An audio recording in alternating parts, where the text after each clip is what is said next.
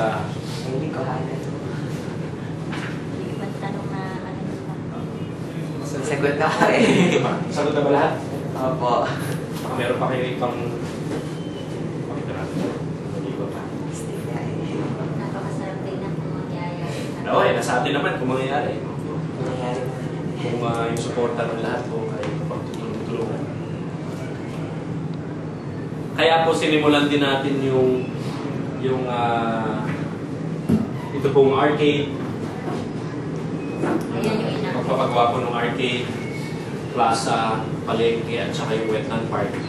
Bukod sa mas gaganda ho yung ating syudad kasi bagong mga proyekto, ito rin po yung inaasahan natin, makakatulong po sa city para ma-sustain yung lahat ng ating pangangailangan. Kasi dami natin papagawa eh. Dami natin plano eh. Hindi kung wala tayong pondo, saan tayo pupunta, di ba? So yung arcade po, dati, ano po yan, nalulugi pa ho ang syudad dyan ng mga 1 milyon, higit 1 milyon kada taon. Kasi hindi sapat yung binabayad po sa atin kumpara sa maintenance na kailangan natin gawin. So ang ginawa po natin, yung natapos yung kontrata ng arcade, ito po, pinaupahan natin sa private. Bale, nagpapagawa ngayon yan, hindi na ho ang syudad. Isang private company ho ang New San Jose Builders. Sila po ang magpapatayo ng bagong gusali na aabutin po ng 250 million ang gagastusin nila. By next year, tapos na yung bagong arcade. So meron ng bagong magbabago yung itsura nitong ating pinaka-plaza. Ang maganda pa doon, bukod sa silang nagpatayo ng arcade, silang gumastos, wala akong ginastos ang syudad ni 5 centimo. Sila rin ay magbabayad sa syudad nung renta para sa lupa kasi property po yan ng city. So, may income tayo. At ang ibabayad po nila sa atin sa loob ng 25 taon, 25 years, aabot ng 364 million pesos sa renta. Sa renta ng lupa na yan. At bukod doon, syempre, mall yan eh. Syempre, ang mall may mga tindahan, may mga magsinegosyo. Bukod pa yun dun sa business tax. Bukod pa yun sa real property tax na makukolekta po natin. So, ang laking tulong pagdating sa Binumont. Dati, pinapalawala natin. Ngayon, ang laki nung ipapasok na pera ho dito sa ating lungsod. Ganun din po sa palengke. Alam ko, medyo naging problema nung simula. Yung pagsasayos po ng palengke. Kaya lang sa matagal na panahon kasi, lugi rin po ang syudad doon. Higit 5 milyon kada taon ang paluwal ng city. Kasi masyado matagal na kung hindi naggalaw yung renta. Sa 10 piso kada araw. Ang renta sa pwesto dati kasi, alam naman natin, ang karamihan po ng mga commercial space dito sa Balanga, syempre, wala na tayong magparentahan sa 10 piso kada araw. So medyo inayos lang po natin, itinama natin sa kasalukuyang rentahan dito sa ating lungsod. Pero kasabay naman nun, pinaayos natin yung palengke, pinaganda natin. At sa ganun, yung mas malaking babayaran ng mga vendors o ng mga tindera, mas mabilis po nilang mabawi sapagkat mas marami na magpupunta sa ating public market. So ngayon, hindi na tayo nagpapalawal, siguro may konti pa tayong kita sa ating public market. At panghuli, yung wetland park. Nakapunta na ba kayo sa ating wetland park? Di ba? Sa Tortugas. Yun po kasi ngayon yung Tortugas, Sibacan, Puerto Ribas, yun yung isa sa mga barangay. Yun po yung 3 barangay dito sa Balanga na pwede mong puntahan para mag-bird watching, yung panoorin, obserbahan yung mga dayong ibon. At ito po ngayon yung pinopromote natin sa Balanga as a tourist attraction. So ngayon, kasalukuyan, may ginagawa ko tayong Wetland and Nature Park kung saan, kaya imbitahan, pag natapos na tayo doon, imbitahan din natin lahat ng mga estudyante para matuto tungkol sa environment. Diba? Ngayon, parang yung pinag-uusapan ng environment, global warming, Clean Air Act, yung climate change. So, kailangan talaga maging aware tayo. Bukod doon, syempre, tourist attraction. Di ba, kapag tourist attraction, pihadong maraming income na pwedeng pumasok dahil sa mga turista, both local and foreign.